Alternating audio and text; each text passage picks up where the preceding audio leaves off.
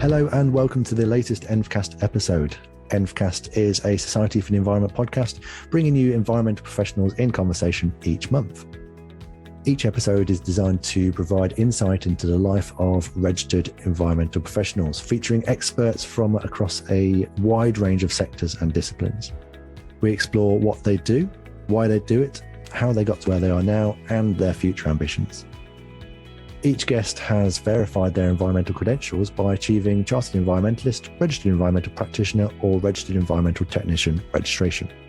To learn more about the Society for the Environment or our environmental registrations, please visit socenv.org.uk. That's SocEnv.org.uk. Enjoy the episode. I am very pleased to welcome Stephen Wielebski. Thank you very much for joining us, Stephen. It's a pleasure. Look forward to this for quite a few days now. So I think hopefully we can get a message across to everyone. And it's quite telling that I stumbled on your first name there and not your surname, which is probably quite unusual, but never mind, we shall carry on. That's fine. So as always with EnvCast, I'm going to hand over to you, our guest, to give us a flavour of what you currently do in your job and any other commitments attached to that. So I'm going to hand straight over to you, Stephen. Yeah, but my current job is the principal consultant for a consultancy that I established back in March 2015. And that consultancy is more focused on providing help and guidance to SMEs, but some of our clients are in fact major house builders. And we get involved in quite a few areas of environmental considerations, not least of which undertaking flood risk assessments, engagement with the Environment Agency. And it's something that, the opportunity that creating the consultancy provided was that I've been in the industry for quite a number of years, but this was an opportunity to actually give something back. And I always remember when I was working for the last major PLC, my sort of penultimate PDR was a case of saying, well, I'm not going to be around forever. Retirement's not that far away. And I've accumulated all this knowledge and experience over the years. And how and to who do I pass it on within the organisation so that they can take it to the next level? And the rather startling response I got to that was that, gosh, that's a good question. Let me go away and think about it. But nothing ever came from it. So setting up the consultancy was this opportunity really to provide feedback to others in terms of all the knowledge and experience, both in terms of construction, civil engineering and environmental matters, which we've accumulated ever since I came into the industry in the late 1960s. So saying that, I'm probably at risk now of giving my age away, but Well, for a start, what an excellent way of thinking about it. You're coming towards the latter stages of your career, and you want to pass on your knowledge. Yeah. And why wouldn't people want to do that? And if people can learn from that, obviously, you've been in the industry for a few years, without naming ages. Things have changed quite a lot from where you started, I assume. No, absolutely. Obviously, that continuous learning cycle must be quite the journey for a start, and being able to pass on maybe lessons from 20, 30 years ago, but also how the technology and so on has changed very recently. It must be very valuable for the industry, I would have thought. I think it is. And, we're doing things today and considering things today that we actually got involved in back in the mid-1970s, which is something I might allude to a little bit later on. But, I think it's this accumulated knowledge. I think we all have a moral and professional obligation to pass this on by whatever means become available to us, because how do you actually continue that progressive learning and give people the benchmark and the stepping stone to take matters to the next level? And it's all part, in many respects, of gathering the evidence together and making well-informed decisions for future environmental considerations. Well, I guess that's in terms of passing knowledge on, that's an enormous part of what professional bodies aim to do in terms of the continuous learning and so on. And I'm not just referring to the Society for the Environment here, but CIOB, and I know you're a fellow of CABE. Chartered Association of Building Engineers, and various other professional bodies. So I think obviously you work relatively closely with CIOB for a start, which I would hope that they were very, very happy to be able to share the knowledge that you're quite willing to share, which is very useful indeed. We've written a few papers that reside in the CIOB library, and some of them actually do cover environmental issues. Good. So it's there as a repository for everyone to actually gain access to it. And I think perhaps there are things that CIOB need to do in terms of expanding the availability of this information and making our members better informed that it does exist and that they can gain access to it. It is improving. Yeah. And I think it's probably one of the things, I think particularly that CIOB has actually got on the agenda in terms of as we move forward and move into far greater understanding of the importance of environmental sustainability. Quite right. Well, as you know, the Society for the Environment has been working closer and closer with CIOB over the last couple of years in particular. So hopefully we're able to support that as much as possible. Yeah. Back to your day job in your consultancy, you mentioned working with SMEs and largely around house building sector and that kind of thing. So to expand on that, what kind of projects do you get involved with? What kind of clients? How do your skill sets fall within that? Yeah, well, my background within construction generally has been engineering technical matters, and spent many years looking at land acquisition due diligence, which is quite fundamental in terms of its importance to house builders. And it's a case of actually assessing all the technical planning and commercial considerations so that you don't actually literally get caught out in terms of not having provided sufficient financial provisions within a development. But it's also about, well, what are the best possible solutions here in terms of moving things forward? We've been doing things like surface water attenuation. The first scheme that I was involved in Stockport for a development of just under 1,000 units was provided the first 2 surface water storage attenuation lagoons, largely because of flooding problems downstream. In the context of today, it would be deemed to be SUDS infrastructure. So SUDS is not new. It's all about the management and control of surface water runoff. And I think these are the sorts of benefits that we can bring to our SMEs and indeed to major clients in terms of how to approach these things. And quite recently, we've done quite a number of flood risk assessments, some large sites, some small sites. I've also been retained by one of the major house builders to provide a paper on how best to deal with the vexed issue of nutrient neutrality at the present time, and in particular attempting to engage with Natural England about their calculation methodology, which I'd be perfectly honest and say it does contain flaws in terms of the calculations and the assumptions that have been made. There is a degree of reluctance on their part to engage, but we're trying to broker that on behalf of a major house builder. And in addition to that, we've been sharing the evidence that we've gathered with the Home Builders Federation, who in turn are using some of that evidence then to revert back to the central government in terms of saying, you haven't quite got this right. We need to sit down and look at this from a far more sensible and practical perspective. And in terms of other guidance, contaminated land, its investigation and remediation. That's primarily where my postgraduate degree is centred. And I've always found ground investigation a fascinating area of the business. What you find in the ground is quite staggering at times, and the implications it's got can be quite considerable. And it's, again, something that we might touch upon a little bit later on in terms of the consequences of inadequate ground investigation.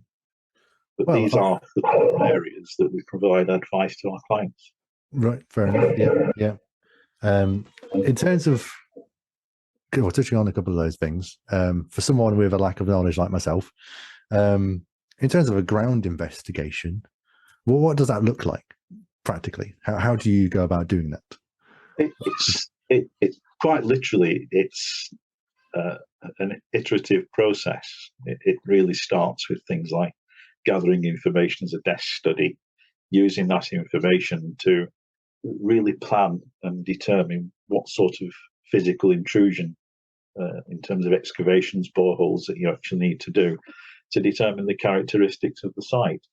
A greenfield site tends to be okay. You're looking generally at the strength characteristics of the underlying soils, their ability to carry a foundation. On brownfield sites, it's far more complicated than that, because this is about, well, what if you remediate this site? When you look at the end use of that site, are you going to leave in place residual contaminants that could be a threat to public health and the wider health of that community? So it's quite an in-depth and fundamentally important approach to the construction process. We monitor for things like ground gases, carbon dioxide, methane. And one of the issues that I was involved in back in 1988 was a site that was quite close to a domestic landfill site. And what we found on this site, which really was it was okay, there was no issues with it, but we had to cap a mine shaft off. But what we found was that after we capped it off, we were still detecting methane emissions from the ground. And we thought, gosh, we haven't sealed this properly. We're still encountering mine gas. We better do a little bit more investigation. Turned out it was a lateral migration of landfill gas. And the subsequent issue ended up in the High Court. And thankfully, as the plaintiff, we were very successful against an errant landfill contractor. But it just shows the importance of ground investigation. And I think it was an accountant that once asked me the question, well, we pay all this money for ground investigation. How accurate is the information that we get? I said, well, to be truly accurate, I said, if I told you it was 1%, I said, that's about it. I said, because that's all you've actually exposed as a percentage of the site area that you're investigating. The rest of it is how you assess the knowledge that you've accumulated from those investigations to arrive at ground condition considerations, remediation considerations, and even the aftercare of that particular site. And I have to say, he was absolutely shocked. He couldn't believe it. Well, I assume to get 100% accuracy, you just have to dig up the whole thing and test every single element of it, which could be quite challenging, I imagine. Oh, very much so. And costly. Well, these kind of things are very. I mean, obviously, I work for the Society for the Environment and I do this podcast and so on. But the amount of different expertise we work with is incredible, and some of the things linked with various things I do in my home life. I mean, I'm not a builder in any way, but humble brag, I've had an extension built on my house. But it's given me an idea. It was interesting to watch the process because I knew that I'd work with I work with environmental professionals within the built environment. How does my local builder interact with those ideas that they talk about and that kind of thing? And the fact that they dug out foundations and that kind of thing, and it was very interesting to see what's underneath it. Luckily, no mine shafts that they had to cap off, but very interested to hear the kind of things that you find. Oh, there must be all sorts of things. It's a fascinating area, and it's one of the things that really captivated me. If I had my time again, I'd go and do the same thing again. I think that's what's so interesting about it. In addition to the wider issues associated with the built environment, and I think construction is so challenging and rewarding at the same time. You never ever stop learning. Even today, I've got a paper from one of our potential applicants for Chartered Environmentalist. He wrote it about 9 years ago, and it's an absolutely exceptional paper on sustainable procurement. Right. There are things in there that, yes, I was aware of them, but not to the extent and the detail to which this paper actually informs. And I think that's what it's all about. It's this constant iteration to extend and improve our knowledge of what we do and how it impacts upon the built environment. And some rather simple decisions can make a significant and quite positive difference. Well, being an assessor for Chartered Environmentalist registration with CIOB, that must be a good part of your CPD probably for the year, given the knowledge you must pick up from the different applications. It must be quite interesting. We do as panel members. We've often said that this is a learning experience for us. There are, yes, as we said before, our knowledge is targeted to we pick a panel that's targeted towards the inherent skills of the applicant, because it's not fair not to do that. But we find that we learn so much. And I think I mentioned to you when we last engaged that we had somebody who was interested, or his primary role was decommissioning oil and gas rigs. Oh, yes. And you'd never think that sustainability considerations would have featured anywhere, but quite significant considerations applied by this particular applicant. And it was a completely new learning experience for the panel. Well, hopefully that's valuable for anyone who's thinking about applying to become a chartered environmentalist. The fact that the assessors don't know everything, and nobody knows everything about that. The depth of various different fields, or the breadth of knowledge within a member body. And the fact is, you're probably teaching the assessors something here and there. Not everything, but you won't be criticised on various things if you don't get it quite right, or obviously it needs to be full of knowledge, but hopefully it's less of a scary prospect. So how have you gained your knowledge and experience to be able to be successful in the consultancy work that you do? I think you mentioned just then postgraduate qualification. Are there other qualifications or platforms for continuous learning that you use to stay up to date?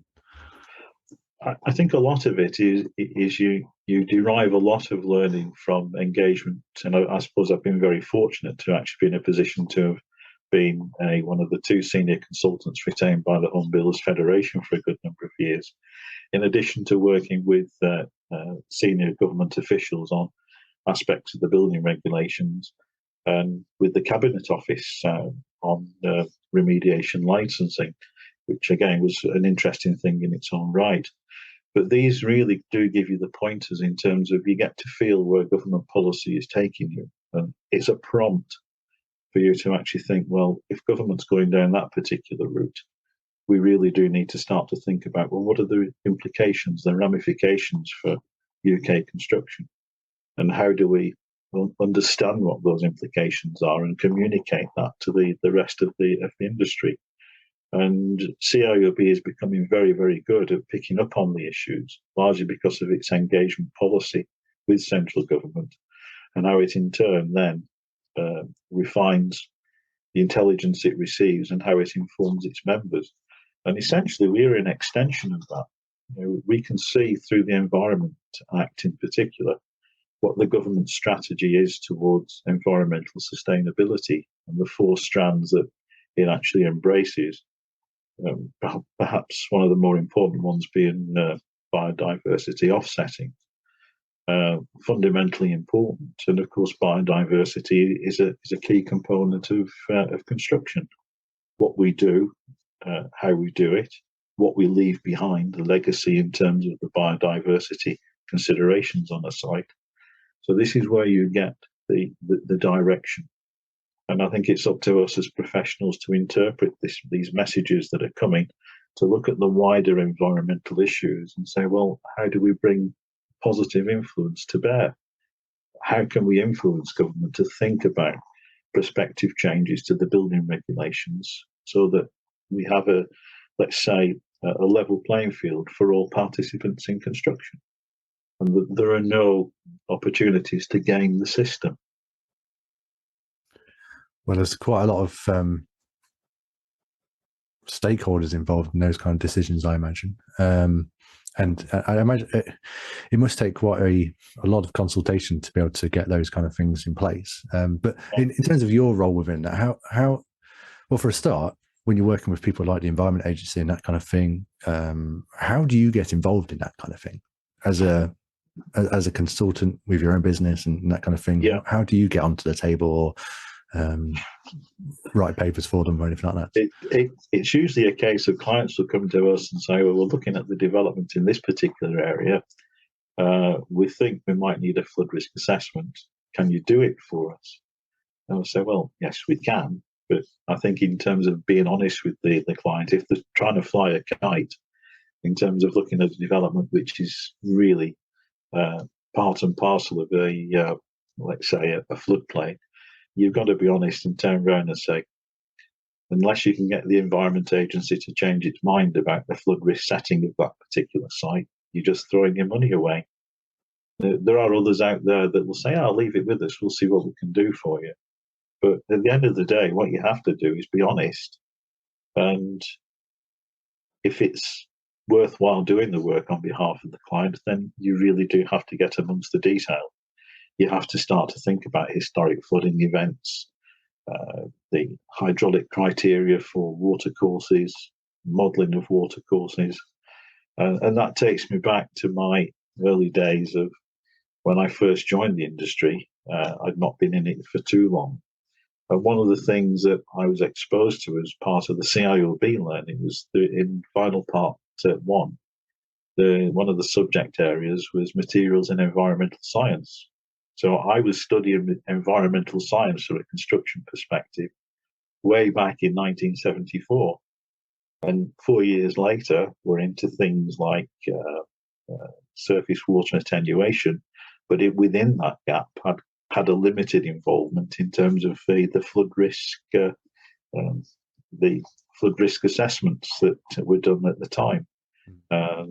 It was that was a watershed moment, and a lot of people like George Wimpey, major companies like that, did an awful lot of work for the river authorities that existed at the time and produced ultimately what they call the Flood Studies Report, which was the founding principle of all the flood risk assessments that we do today.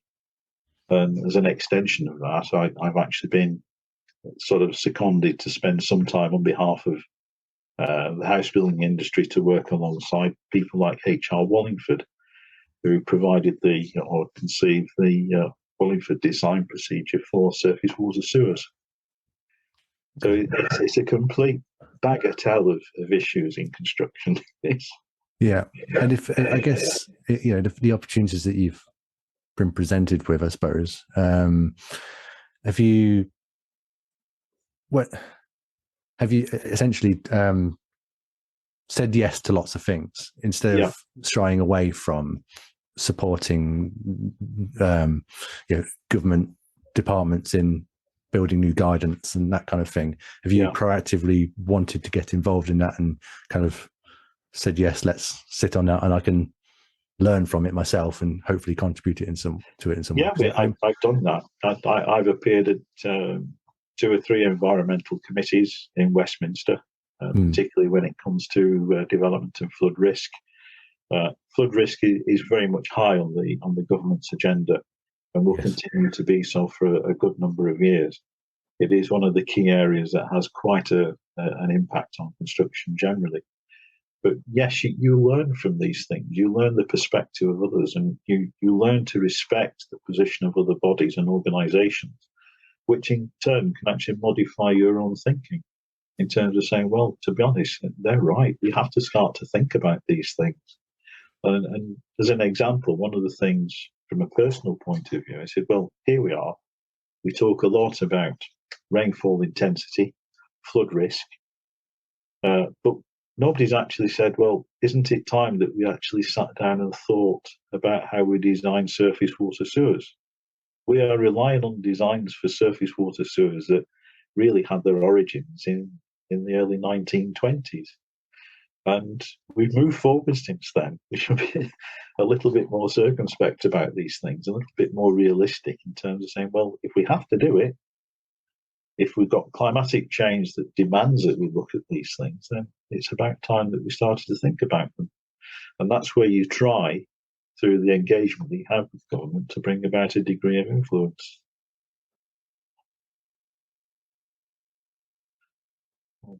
You've gone mute. Oh, I have. Sorry. I'm showing all my professionalism here. Well, hopefully the changes are happening, whether it's slowly or not, and have happened over the years. But there's obviously with the COP20, we're recording this during COP27. Yeah, that was appropriate. yeah. But this will be released in December, so it's quite a pertinent time for the environment world. But yeah, hopefully things are changing anyway, but will continue to change at a more rapid pace, whether it's in the built environment or whether it might be. Back to your roles. I was going to say your role, but the various different aspects of your roles. What are some of the challenges that you face? You've probably mentioned a few of them already, but for me, one of the challenges is there is a lack of joined up thinking. We do our best to actually try and draw the relative or the respective statutory bodies together, but it is immensely difficult. And we find that there's often a bit of a silo mentality in terms of a particular organisation will look at a particular aspect, and they don't actually think a bit laterally and look at the wider picture and consider the potential unintended consequences. And we do find that working with the Environment Agency, I have to say, they're between a rock and a hard place, the Environment Agency, because they do not get adequate funding from government to actually do the job that they're there to do. And that's part of the frustration, engaging with them. And you need to also engage sometimes with lead local flood authorities, local planning authorities, highway authorities. And there's always been this talk about, well, before you make a planning application, you should be having sort of pre-application discussions. Great. That's something I've advocated for the best part of 20 years. But getting these people around the table, being able to formulate a sensible strategy in terms of the development of the site, whether or not it's housing, whether or not it's commercial, whether or not it's industrial, is immensely difficult. And I just wish that these people would actually recognise that there are a much wider set of objectives that need to be considered. There are competing objectives. Compromise is always the way forward, but how do you arrive at this compromise that actually provides the best possible solution?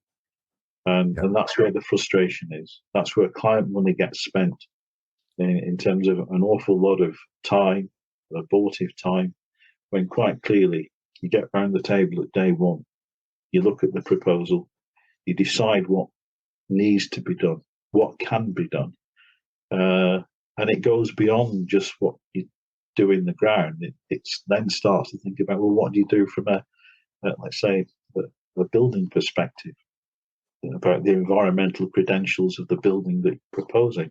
Mm-hmm. And at the moment, there's a default position that what it says in the building regs is predominantly what most people do. You'll find that because of the costs involved, they're very, very reluctant to go beyond the statutory provisions within planning and building regulations. So again, one of the areas that we find is quite frustrating. I imagine so. In terms of going beyond building regulations, is that partly at the moment something that the client decides?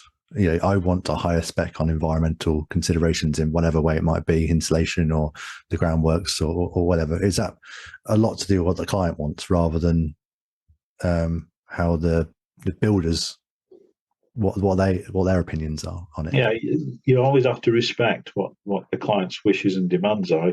If they're trying to sort of game the system, you tell them.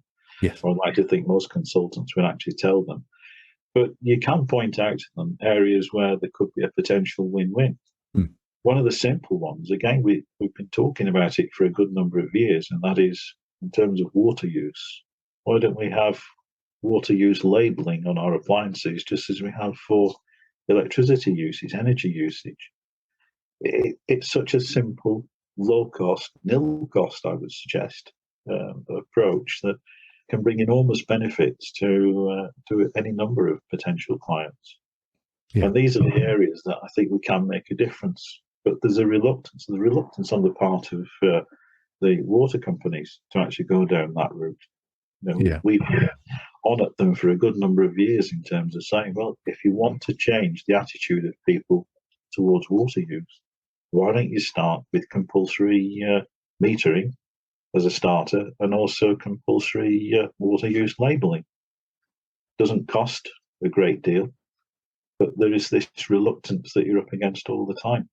And I think in terms of the water use side of things, one of the concerns that we have is that the current level of water or drinking water leakage in the United Kingdom could actually on a daily basis serve the water use needs of 100,000 houses each and every year. And when you think about the amount of water leakage, to put it into some sort of physical perspective, it will actually fill Kielder Reservoir 5 times over each and every year. That's how much water we lose. It's the equivalent of one person's water use per day. And you cannot get the water and sewer or the sewage companies or water companies to actually do something about it. No. Well, in terms of change and how fast it happens, do certain large-scale challenges, such as the current financial challenges that people have, does that tend to create change quicker, or is that that's a wide sweeping question, I imagine? But in terms of the client's wants to say make houses more insulated beyond building regulations because of the energy crisis currently, is that something that happens, or is that just speculation from my brain? There'll be one or two, usually SMEs, that will go down the passive house route, which is better than what the building regs actually require of you. But I have to say that the majority of major house builders and the medium-sized house builders will default to what the minimum requirements are in the building regulations. Perhaps we should use the building regulations more to actually bring about this positive change. It does have a cost. There's a current sort of strand of thought that says, well, yeah, you do it. It comes off the land value. Well, it doesn't come off the land value. We've been there before. You take too much out of the land value, development doesn't take place. And that happened with the likes of development land tax way back in the 1970s and 80s. You have to find this delicate balance in terms of what is achievable, what should be achieved. And in the same light, is that actually aligned to a clearly defined government strategy that takes us to a much higher platform in terms of energy performance and sustainability? I would venture to suggest that other than changes to the building regulations here in the UK, we really haven't got the leadership and the strategy from central government to actually encourage people to go down that route. Oh, I'm not sure how much we should talk about government strategy at the moment. Going back a few years, let's say, and moving on to more of your the early days of why you went into your profession. Why did you choose to go into civil engineering, and then did you then start to hone your skills on the environment side once you were in the profession? I think that's an interesting question. When I was at school, I contemplated sort of 3 options. I was fortunate enough to be reasonably good at football, to be offered the opportunity to play for what was then a League One football team. And really? Yeah. And, interesting. 2 of us at my school that could actually contemplate it. My friend at school, he actually went and joined, but they kicked him out once he got to the A team. Going to a Catholic school, the one was actually sort of, let's say, encouraged to think about joining the priesthood. So, as they said, the calling from upstairs wasn't sufficiently strong enough. The third one was being an engineer. So I started off life as a mechanical engineer. Right. Where I lived at the time, that was what the expectation was. But it was my father who actually said, there's no investment taking place in this area of industry in the UK. He said, move on, go and do something that's real engineering. And that's when I chose at that moment. I'd actually injured my knee playing football, wrote off to all the major contractors, and George Wimpey offered me a job back in 1969. And that's when it all started. And I have to say, I have enjoyed every minute of every day ever since I came into the industry. Well, that's a good position to be in. It's a fascinating industry. It's just, doesn't matter what your particular academic learning is, lawyer, sort of accountant. There are jobs in construction and environmental issues related to construction that are so rewarding. And it's just a pity we can't encourage more of our school children to think about careers in construction. Yeah. Well, hopefully the rise of apprenticeships and so on will help that. But absolutely, hopefully the increased amount of routes into the profession will be useful. And obviously the Society for the Environment is currently looking into things like green jobs, green skills, which clearly link very much to the built environment and all the aspects of that. So that's how you got into civil engineering. When did the environment side come in? Did you always have an interest in that, or did something happen that made you think about it more? And then I go back to CIOB Final Part 1 and being exposed to materials and environmental science from a construction perspective. Those are probably the embryonic stages of learning about environmental science. And one of the particular areas that we focused on was things like heat loss through buildings, the interaction of dissimilar materials. It was really an extension of O-level and A-level physics, but it was very much in a construction perspective. And I found it quite fascinating.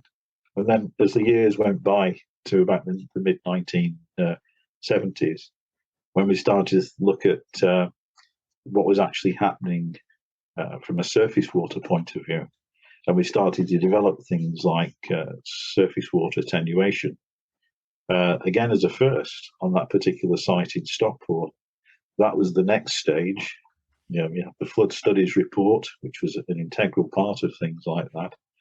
But as the years have gone by, and in particular when we started to think about, from my career point of view, in terms of this action in the court involving the migration of landfill gas, it suddenly became aware that landfill gas and its components of CO2 and methane were two of the principal components of greenhouse gas emissions. And you started to think, that this can't be right. This is something that needs to be considered. It's something that needs to be taken into consideration. But it was sort of very much on a slow burn until we actually got to sort of the back end of the 1990s, and things started to really take off in terms of environmental considerations. But it was, from a construction point of view, things are relatively sort of static. And I'd say it's only in the last 20, 25 years that environmental considerations have really gone to the fore. And they've been quite fascinating in terms of how we've developed, in terms of how we've modified U values for new homes, where we are now in terms of Part L of the building regulations, Part F of the building regulations, and the conflict between Part L and Part F when it comes to energy efficiency and adequate ventilation. I won't pretend to know what Part L and Part F are, but I'm sure the listeners might have an understanding of what that might be. Yeah, I'm sure all members of CIOB will be acutely aware of what they are. Let's hope so. In terms of, you developed an awareness of the environment and the aspects of the built environment that was on your plate at the time, and you started to work in those areas, I suppose. And then in 2006, you became a Chartered Environmentalist, I believe. Yeah. So, I mean, you're probably one of the first Chartered Environmentalists, I imagine, from CIOB. And I think the very first Chartered Environmentalist overall came about in 2004. Yeah. But in terms of that registration, what does being a CEnv mean to you? I think it's a phenomenal recognition that in addition to being a construction professional, you're an informed construction professional that knows about the impact that any form of construction has on the environment, and how you in turn can actually influence betterment to actually promote sustainable construction's environmental sustainability. And I think, it's been long overdue that it's a qualification that needs to be, let's say, better exploited is probably the right word, in terms of demonstrating to people, look, the environmental agenda is not just with us, it's growing day by day. Whatever we do as construction professionals, we have an impact on the environment. This is a qualification that recognises that you understand what the issues are, what the dilemmas are, what the conflicts are, but more importantly, how you can bring to clients and other organisations how they can achieve small steps towards much improved environmental sustainability. And I think for me, that's what CEnv is all about. Well, I can't do much else than agree with all that. It's fair to say. And you obviously you play an integral role in terms of the CIOB and their Chartered Environmentalist registration that they offer to their members. So why did you decide to, you became a Chartered Environmentalist, but then you went that extra step to support and champion CIOB in their Chartered Environmentalist registration work? You're an assessor and so on. Why did you want to do that? Because I wanted more of the CIOB members to recognise that they've been involved in environmental matters indirectly. I would suggest almost throughout their career. They're in a position whereby they can make a change, they can make an informed change. But this was an opportunity to actually demonstrate that the extent and the eclectic nature of our members is such that each and every one of us, in each discipline that we are involved in, can make a positive difference. And that's why we should encourage more and more of our members, no matter whether or not, as we said before, an archaeologist, an architect, an engineer, a finance person, a lawyer. You've got a part to play in all of this. So as a CIOB member, why don't you just push yourself that little extra mile and recognise that you're in a position to make a positive and lasting and positive difference to the work that we all do? Well, if we needed a call to action, that'll be the call to action, I think. Yeah. Talk to CIOB, for a start, what the membership involves if you're not a member already, and then the potential to showcase your environmental leadership. You can lead the way with stewardship in your environmental work with Chartered Environmentalist registration, if that's something that you wanted to do. And it moves on that agenda, doesn't it? It does, and I think more recently, I think thanks to Mandy, we've done a few more webinars on becoming a Chartered Environmentalist, and this year we have probably seen the greatest number of applicants that we've actually had for Chartered Environmentalist than at any other time. And I think for me that's encouraging, because these people do have the requisite skills. They're the corporate members of CIOB. So why shouldn't we actually bolt that qualification, that recognition onto what they're already doing? And the more we can actually encourage to do that, and when we see the quality of some of the applicants' submissions, you can see quite clearly that they're well involved and they're making influential, positive decisions about the way construction goes forward. At the same time, they do have conflict. They do have a dilemma with clients and with other professions, but the majority of the applicants that we see are committed to learn from that and to still keep moving the agenda forward, because it is the right thing to do. Yeah, sometimes you won't be successful in, ensuring you get the environmental impact or lower the environmental impact as much as you want to, because of the barriers that are in place within the industry. But I imagine with like a Chartered Environmentalist application with CIOB, the fact that you have the knowledge to try to go down that route, it might not have succeeded to its fullest extent, but I assume that's still valuable for a Chartered Environmentalist to talk about or put down on an application. Is that right? Yeah, very much so. Okay. As we say, what we look for is, if you want this qualification, how have you made a difference? How can you make a difference? What would you see in the value of this qualification? Do you see it as the same level of value that we value it? And therefore you use it to good effect in terms of not just explaining to clients that you have these credentials, but also to some of the statutory bodies. And one of the things I find quite interesting is that the number of people who actually promote themselves as having care and conduct of the environment are involved in environmental conditions and considerations can't be bothered assuming Chartered Environmentalist status. It's so important, and it is the future. There you go. Now, my next question is about potentially the encouragement for other people to think about a career in the environment. And I wonder if this might link back to, I think you said your father said that there was a lack of investment in mechanical engineering side way back when, and kind of that encouraged you to go down the civil engineering side. Yeah, would part of your encouragement, and I'm not trying to put words in your mouth, but if people were thinking about a career in the environment, whatever that might look like, is that investment that's happening at the moment part of the encouragement, do you think? I think it is.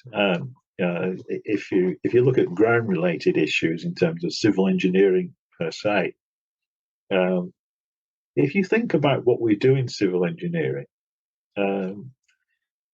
particularly when it comes down to earthworks, whatever opportunities present themselves in terms of reusing excavated materials, if you can use them, if you can risk assess them, they've got the right properties for reuse. It is something that the industry has been doing for a good number of years. But what about modifying those materials, making them even better? You think about things like lime stabilization of a certain clay soils so that you can then create a building platform, minimize the cost of excavation construction. These are enormous considerations that could have such a positive benefit. Rather than dig this stuff out of the ground, put it on the back of a lorry and take it to a landfill site somewhere, why not contemplate its reuse? Civil engineering is based on that concept, and there is in fact a British standard that's labelled earthworks and how to reuse materials. So the tools are there. We just need the people to apply them in a lot more circumstances. Well, it sounds like there's plenty of opportunities for those who are thinking about it. Absolutely. Whether they're at the very starts of their career journey, whatever that might be, or whether they want to change their skill sets and go into a different industry. I imagine there's lots of opportunities. Site managers, if they want to learn more about why they build in a particular way, rather than just sort of adhere to a set of drawings which have been produced and which they hope are compliant, it's a case of saying, well, if you deviate from those, do you realise the consequences of what you're doing? And in particular, when it comes to things like thermal bridging, in sort of, let's say, just a simple cavity wall, don't do it. These are the reasons why you don't want to do it. You look at air tightness testing in a building, and beginning to understand and explain why these actually are essential requirements. And I have to say, the last company I worked for, the construction manager or the construction director was very, very keen to understand why environmental considerations related to the building fabric were becoming increasingly important. And that's, for me, that's a success. If you can get the construction people as well as the designer people working together and working in harmony, that's what it's all about.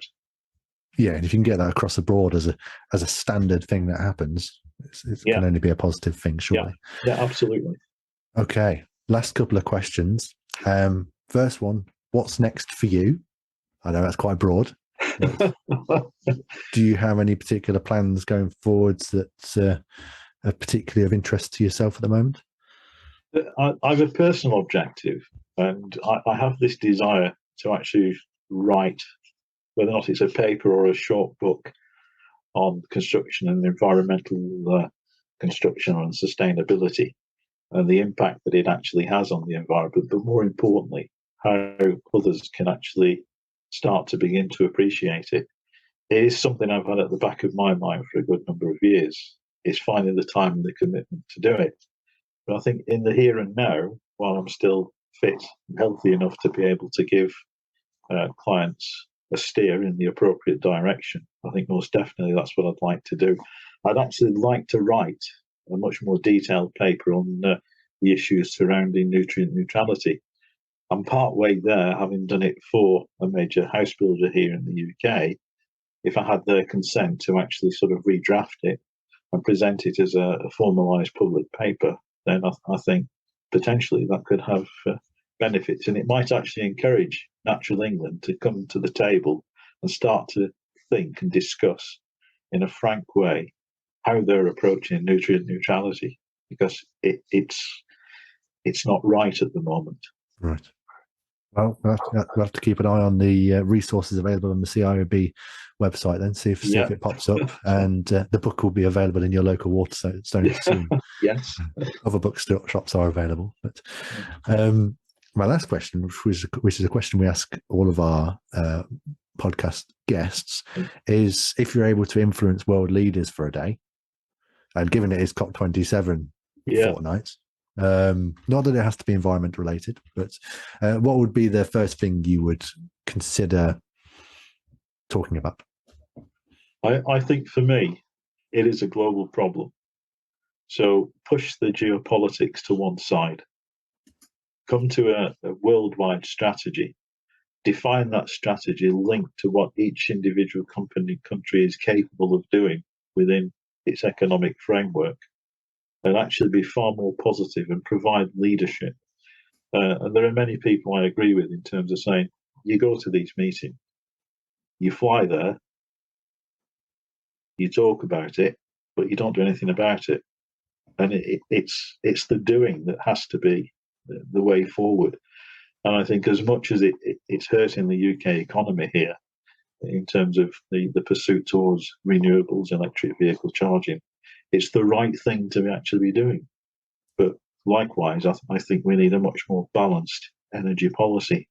And there's too much volatility in the world regarding energy generally. And I think, unfortunately, I don't think there's a great deal that any leader can do anything about it. But start by removing the geopolitics. Recognise globally that this is a major issue. This being various environmental issues, I assume. Yeah. There you go. We'll see what comes out of COP27. Yeah, we're recording on the Tuesday of the first week, so not a lot has happened yet, apart from some good words from people, from world leaders, and we'll see what those useful words come out and what the conclusions are. Not that we'll know the conclusion for a few years, I imagine, but positives, hopefully. Yeah, I think from a UK perspective, the industries generally need to be better incentivised. They need to be better incentivised learning. They keep talking about this skills gap and this skills shortage. Now, we've been talking about it for over a decade, and we knew from what the census was telling us that the sort of the baby boomers of our year were moving into retirement. There was this huge deficit that was going to take place in construction, particularly in terms of building control and things like that.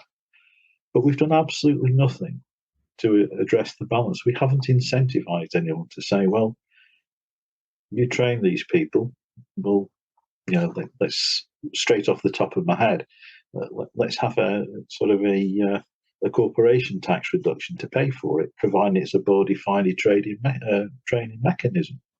And you can provide the evidence to justify what you're doing. And link that to actually try and encourage more and more people to come into this particular part of the industry. Yeah. And that's where the leadership comes into all of this. Well, the challenges continue.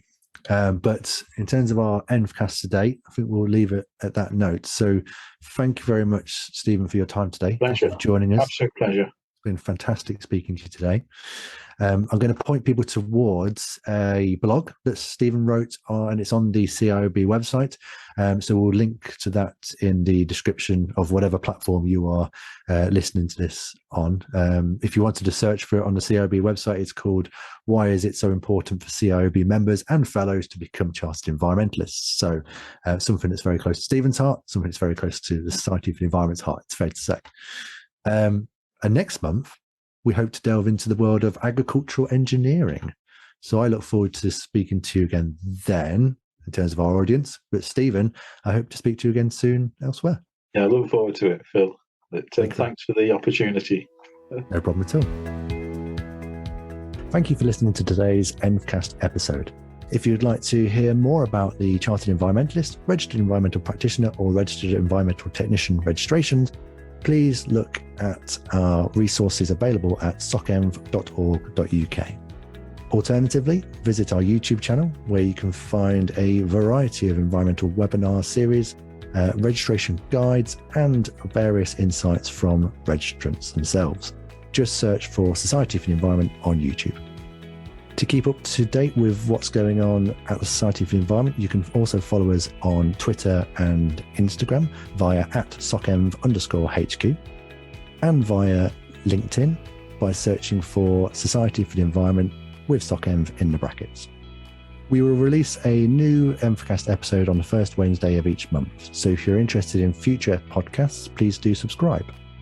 You can subscribe and review through a variety of platforms such as Apple Podcasts, Spotify, and Castbox.